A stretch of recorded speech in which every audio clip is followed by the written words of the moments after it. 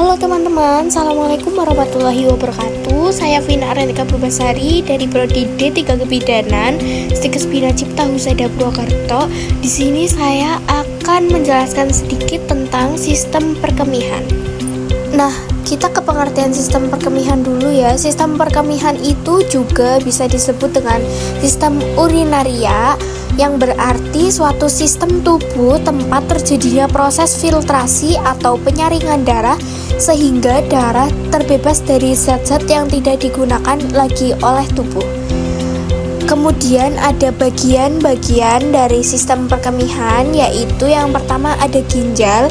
Ginjal itu yang mengeluarkan sekret urin. Lalu yang kedua ada ureter yang menyalurkan urin dari ginjal ke kandung kemih. Kemudian ada kandung kemih. Kandung kemih ini yang bekerja sebagai penampung urin. Lalu ada uretra yang menyalurkan urin dari kandung kemih untuk kemudian dikeluarkan. Dan yang terakhir ada urin. Urin itu adalah hasil dari proses perkemihan. Nah, kita ulas lebih lanjut tentang bagian-bagian sistem perkemihan, yaitu yang pertama ada ginjal. Ginjal ini terletak pada dinding posterior abdomen, terutama di daerah lumbal di sebelah kanan dan kiri tulang belakang.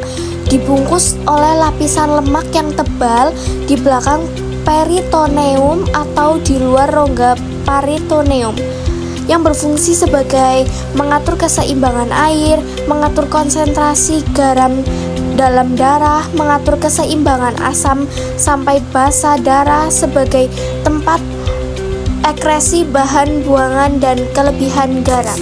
Kemudian yang kedua itu ada ureter.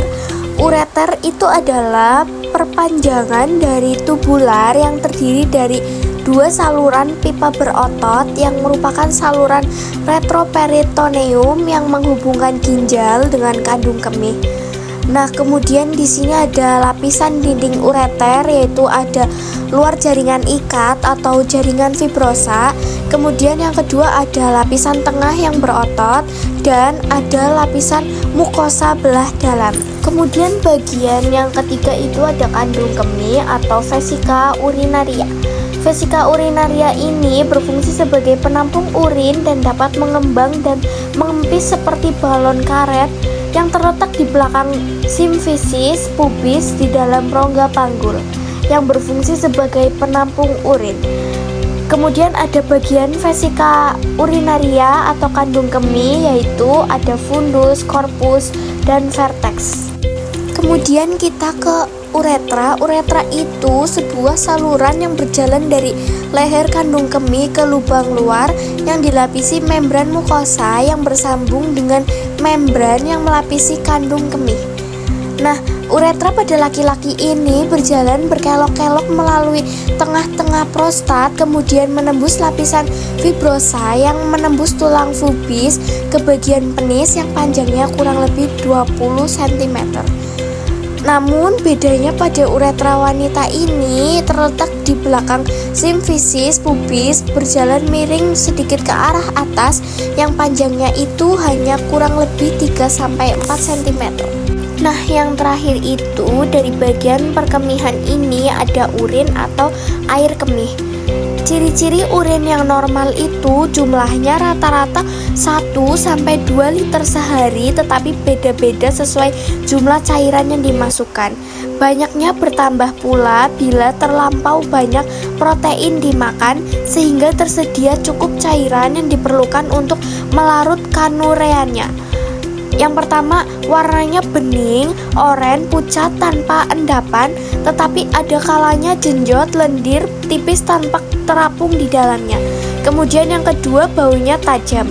Yang ketiga, reaksinya sedikit asam terhadap lakmus dengan pH rata-rata 6. Dan yang terakhir, ciri-cirinya itu berat jenis berkisar dari 1010 sampai 1025. Di dalam sistem perkemihan ini juga bisa terdapat gangguan-gangguan yang dimana itu ada sistitis dan pilonefritis. Sistitis itu adalah inflamasi kandung kemih yang paling sering disebabkan oleh penyebaran infeksi dari uretra. Dan pilonefritis ini adalah peradangan jaringan ginjal dan pelvis ginjal. Hal ini dapat akut dan kronik, terjadi pada berbagai penyakit dan sering disertai sistitis.